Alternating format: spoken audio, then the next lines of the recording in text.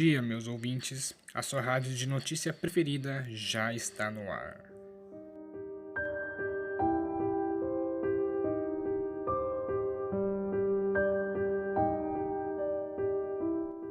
Temos algumas informações novas sobre os investigadores que vieram à cidade ontem. Seus nomes são Elliot e Jay. O de cabelo loiro e curto é o Elliot. O que anda com um terno, um chapéu preto com uma pena e uma coruja de verdade no ombro é o Jay. Não temos permissões para divulgar tudo o que descobrimos, mas seremos transparentes ao divulgar todas as informações novas do caso Victor.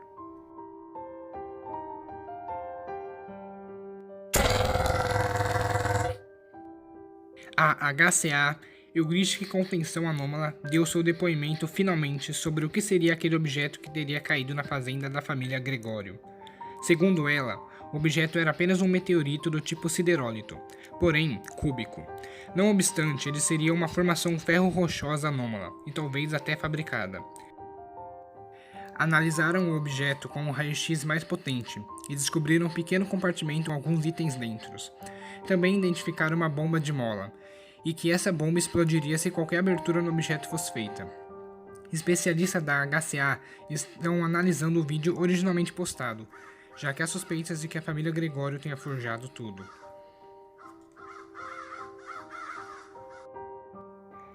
A respeito dos itens dentro do objeto, eles não puderam precisar com exatidão o que era, mas acreditam que sejam 3 fitas VHS.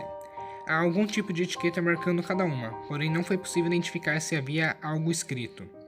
A HCA continua procurando um modo de abrir o objeto sem que a bomba dispare. Prometo deixar vocês informados sobre isso. Agora são 9 horas e a senhora Geralda, que mora ao lado do cemitério, encontrou mais 2 covas desenterradas com seus corpos desaparecidos. A polícia não suspeita de que tenha sido Geralda, já que a forma na qual as covas foram desenterradas exigiria muita força e ela não possui o necessário. As covas profanadas foram as de Mary Gomes e Kelly James, 2 pessoas que morreram há mais de 10 anos e que com certeza foram boas pessoas. Meus pêsames aos familiares.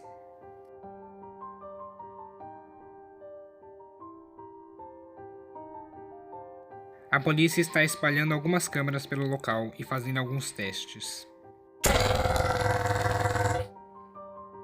Nathaniel Buell, o capitão do navio acidentado de ontem, continua internado.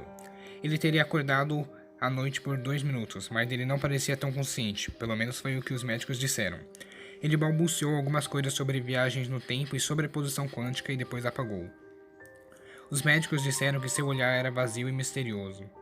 Ele teve uma grave perda de sangue no impacto, mas o hospital em que ele está é um dos melhores. Tenho esperança que aqueles 30% de chance de que ele sobreviva sejam, na verdade, mais do que 50%. Um dos carteiros da cidade, Jonathan, diz ter avistado uma das criaturas das lendas rurais de No Hills. Conhecido como Infinity God, essa criatura rara seria um par de pernas e braços bem magros que se estendem até onde sejam suficientemente altos para que ninguém veja o que existe acima da sua cintura.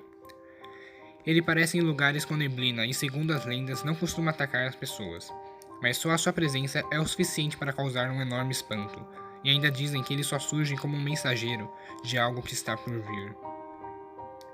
Jonathan é um bom homem, tem 32 anos e é muito dedicado. Não acho que ele esteja mentindo, mas ninguém mais diz ter visto essa criatura há mais de 8 anos. Jonathan não teria o porquê mentir, ele tem um bom coração. Sempre que pode, ele doa dinheiro para algumas instituições, sem contar sua doação anual de sangue. Voltando ao avistamento, Jonathan ficou muito impactado com o que aconteceu e agora está muito sensível para qualquer atividade. As pessoas nunca o viram tão chateado, nem ir para a academia que ele tanto gostava o anima mais. Espero que você, Jonathan, caso esteja ouvindo isso, melhore. Tente não pensar nas coisas que te assustam. Esse é meu conselho para você e para todos que perdem noites de sono por conta dos eventos anormais, digamos. As coisas são passageiras, mas os nossos feitos não. São 13 horas e 20 minutos. Nathaniel Buell ainda está desacordado. Há boatos rondando que dizem que o capitão do navio estava bêbado e que os tripulantes o acobertaram. Se esse for o caso, informa a polícia. Nathaniel poderá receber uma enorme multa e perder sua licença de capitão. Agora lerei um anúncio da nova patrocinadora da rádio, a HCA. Como é de costume, nossas vidas monótonas são perturbadas por coisas que não podem ser entendidas e que são diferentes de todos os outros lugares do mundo. Por isso, nós damos a vida para protegê-lo da insanidade dos saberes desse mundo e os afastamos dos perigos sombrios que surgem. Em troca, pedimos que, se puderem, assinem nosso serviço mensal para a construção de mais um laboratório na cidade. Estamos pedindo isso, pois esse definitivamente será o nosso maior avanço. Abaixo da cidade, nossos cientistas encontraram algo único que pode mudar o rumo da história de No Hills. Pagando apenas R$120 por mês, você estará patrocinando o nosso trabalho e ainda terá alguns benefícios, como um serviço de monitoramento de câmeras de qualidade em sua casa, um seguro de sequestro que garante que nós paguemos a quantia que os sequestradores pedirem e outros benefícios que vocês podem ler no nosso site. Os 20 primeiros que assinarem o nosso projeto poderão fazer uma visita guiada para o interior da HCA e ver com os próprios olhos o que os nossos cientistas fazem por lá. Caros ouvintes, essa é uma enorme oportunidade de ajudar no progresso da cidade como um todo. Ficamos felizes que estamos em parceria com uma empresa tão competente que é a HCA.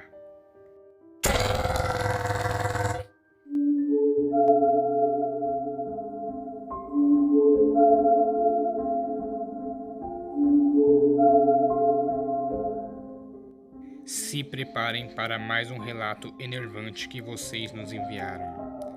Agora são 17 horas e 11 minutos e este relato foi enviado anonimamente.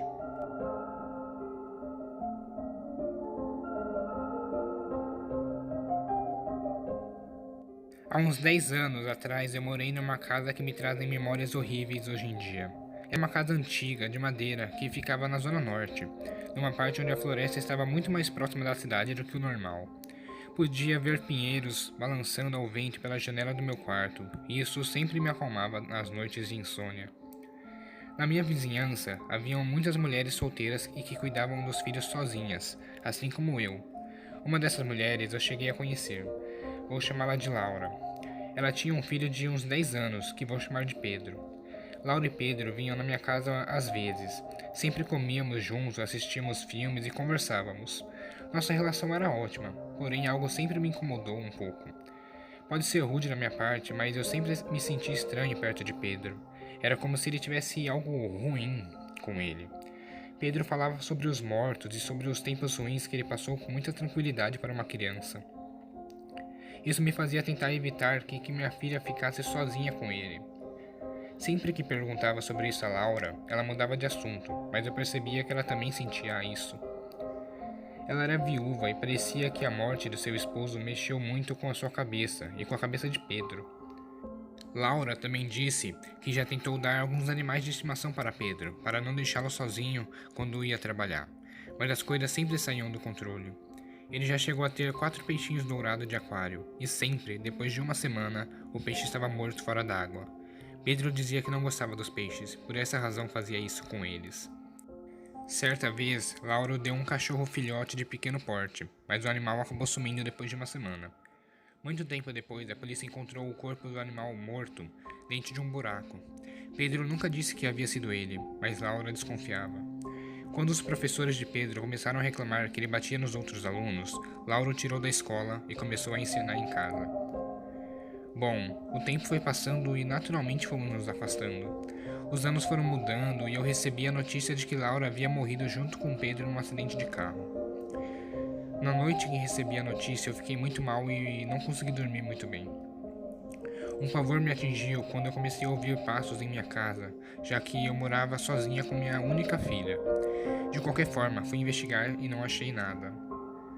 Ouvi barulhos na cozinha. Cheguei lá e nada. Segui o barulho, mas não havia ninguém. Lembro-me que as coisas se intensificaram e eu escutava pratos quebrando e copos sendo arremessados. Tampei os ouvidos da minha filha, que pediu para dormir comigo, já que estava assustada, e ficamos encolhidos na cama, esperando os sons cesarem. Já era tarde na noite quando sentimos que algo havia entrado no nosso quarto. A luz estava apagada.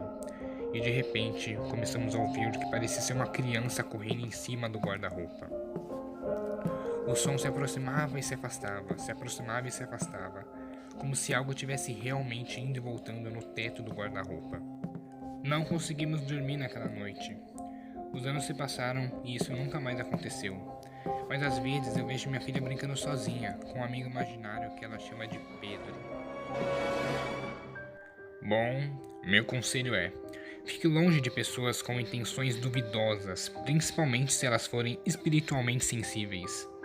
E outra coisa, se sua filha continuar com essa amizade, ou se ela for se intensificando, tente parar isso antes que seja tarde.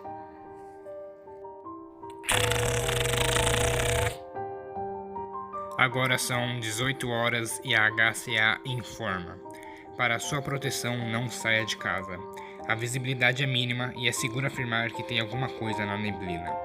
As pessoas que o avistaram diziam ser alguém com braços muito longos e uma cabeça esticada. Ninguém o viu de perto, ou pelo menos ninguém relatou tê-lo visto de perto, mas ele parece não ter uma boca. Algumas pessoas ainda disseram que o viram com um casaco de couro proporcional ao seu corpo. A HCA bloqueou as entradas e saídas da Zona Sul e da Zona Leste. Para sua segurança, tome muito cuidado ao abrir uma porta para alguém que diz precisar de ajuda. Também feche bem as janelas e apague as luzes. Disseram que ele só vai tentar entrar pela janela se ela não estiver fechada, então não se preocupe. E no caso da porta, você precisa acreditar que ele realmente precisa da sua ajuda para que ele possa entrar. Se isso acontecer, a criatura aparecerá em algum cômodo da sua casa, mas você não vai saber qual. Ele também pode ficar apenas o esperando do lado de fora se achar que você vai sair. Não se esconda, ele vai te achar. Fique imóvel e não olhe para ele. Espere até o amanhecer se for preciso e abra os olhos. Seja persistente. Você pode ouvi-lo respirando atrás de você. Não olhe, apenas espere. Avisos dados, voltamos à programação normal.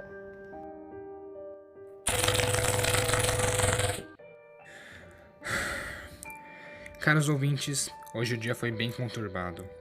Desejo de verdade que vocês estejam bem e que nenhuma entidade esteja assolando sua noite, e que os espíritos malignos evitem passar por cima de vossas casas. Todos vocês tenham uma boa noite em No Rios.